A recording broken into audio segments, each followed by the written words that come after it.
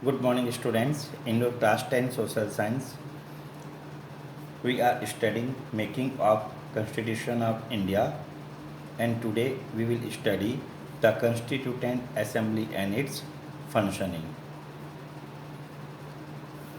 The Constituent Assembly संविधान सभा, functioning यानी काम का तरीका।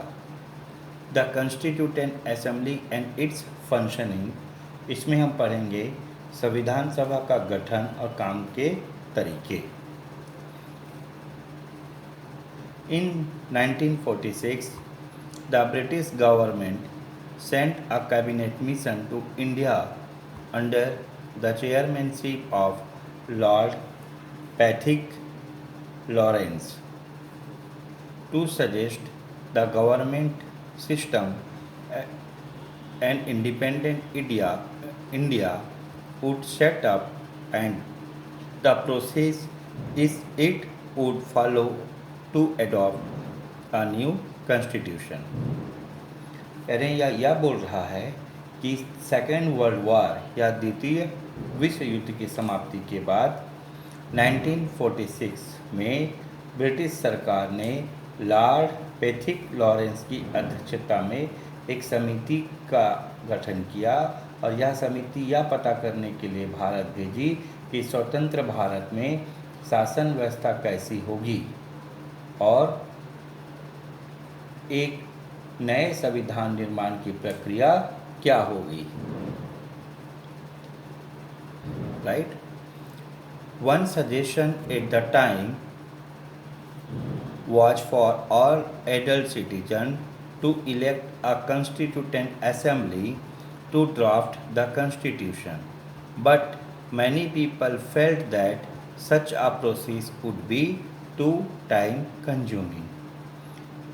एक प्रबल सुझाव यह था कि सभी वयस्कों के मताधिकार द्वारा संविधान सभा का गठन हो, लेकिन बहुत से लोगों को लगा कि इसमें समय अधिक लगेगा और संविधान सभा के गठन को टाला नहीं जा सकता।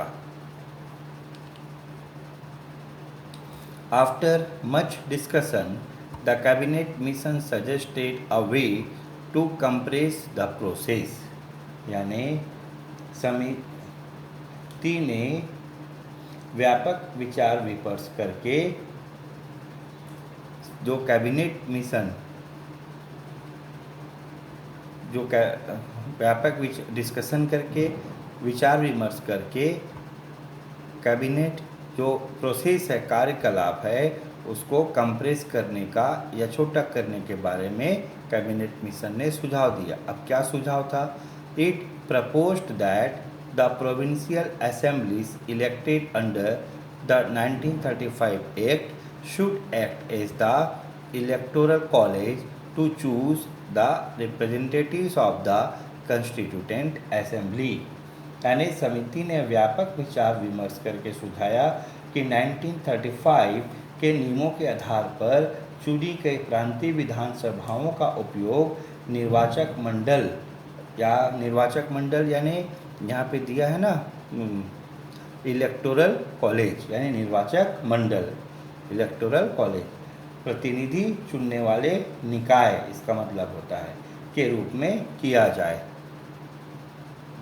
Thus, instead of direct election by the people, the elected provincial assemblies would elect the representative. इसका मतलब यह है कि सीधे चुनाव न कराकर पहले से चुनी गई प्रांतीय सभाओं ने प्रतिनिधि चुनकर संविधान सभा का गठन किया। अब यहाँ पे प्रश्न आता है, क्वेश्चन है, do you think N assembly house that was not elected by universal franchisee can represent the aspiration and needs of India's diverse population। यानी क्या आपको लगता है कि सार्वभौमिक मताधिकार व प्रत्यक्ष रूप से न चुना गया एक सदन भारत के विविध प्रकार के लोगों की ज़रूरतों व आकांक्षाओं का प्रतिनिधित्व कर सकता था? What should such an assembly have done to get to know the opinion and aspirations of India's diverse population। यानी सभी तरह के लोगों की राय लेने के लिए ऐसे सदन को फिर किस तरह के प्रयास करने पड़ते। Try to write the answer, इसका आंसर आप लिखने की कोशिश कीजिए। राइट, जो ऊपर का पैराग्राफ है जो मैंने एक्सप्लेन किया था अभी, उसको फिर से पढ़िए, आपको आंसर का हिंट मिल जाएगा। Now here you can see in figure 12.3 a meeting of the Constituent Assembly on February 3, 1947। यानी अब यहाँ पे एक क्वेश्चन है, how many women do you see, यानी संविधान सभा की बैठक ये हुई थी February 3, 1947।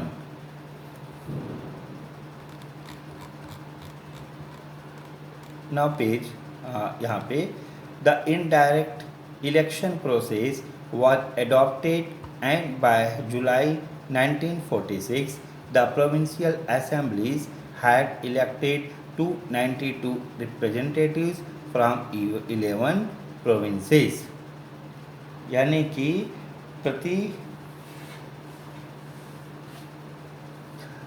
that was one representative of the Constituent Assembly for every 10 lakh people in the population। यानी प्रति 10 लाख की जनसंख्या पर एक प्रतिनिधि प्रांतों की विधानसभाओं द्वारा चुना गया। इसमें 11 प्रांतों से 292 प्रतिनिधि थे।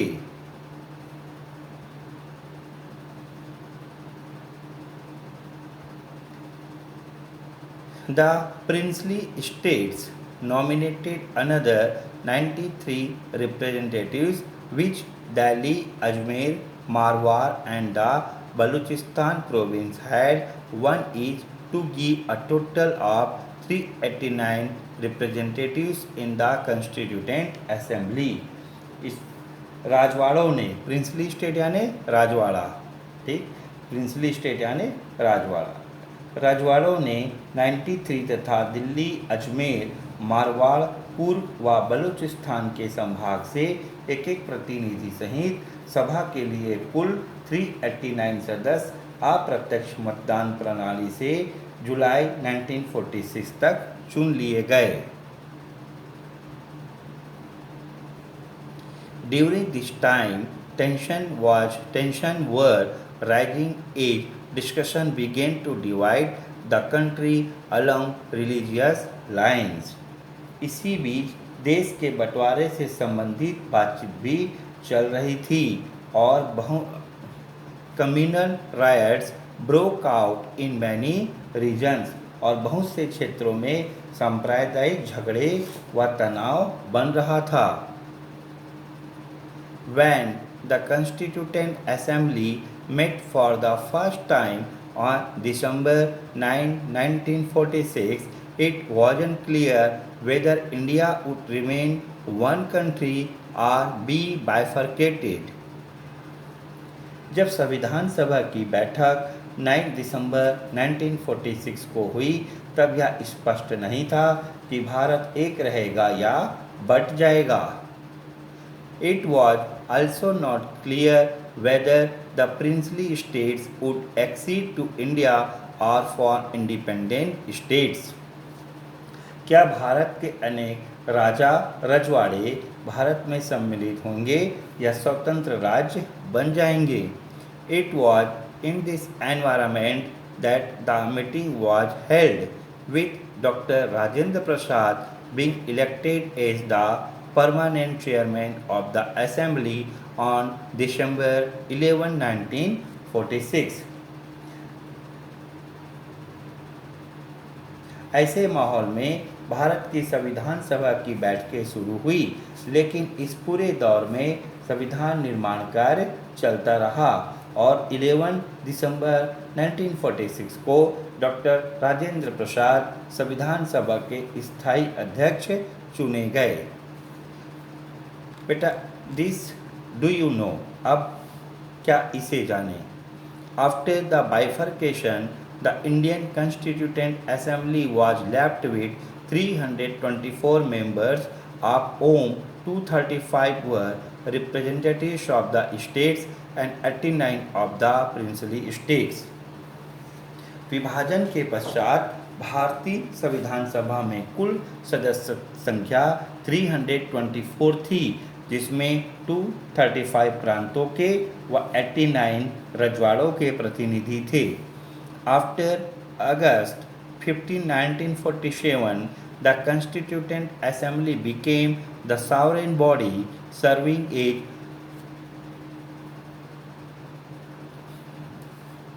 the first legislature of the independent India. Its members thus became responsible for framing the constitution, enacting legislation, formulating policy, and administering the country.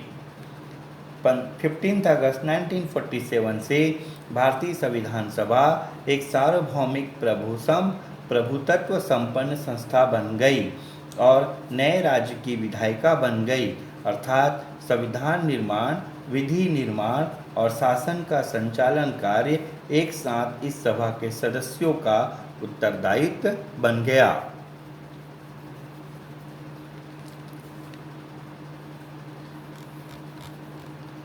By February 1947, it was clear that the country would be divided into India and Pakistan. 17 मार्च 1947 को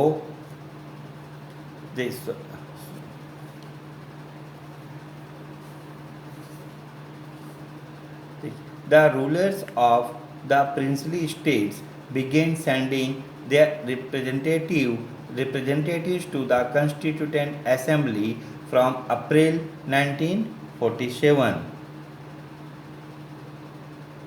Following the partition, a special session of the Assembly was held from August 14 to August 30, 1947, in which it declared itself as the sovereign lawmaking body of independent India.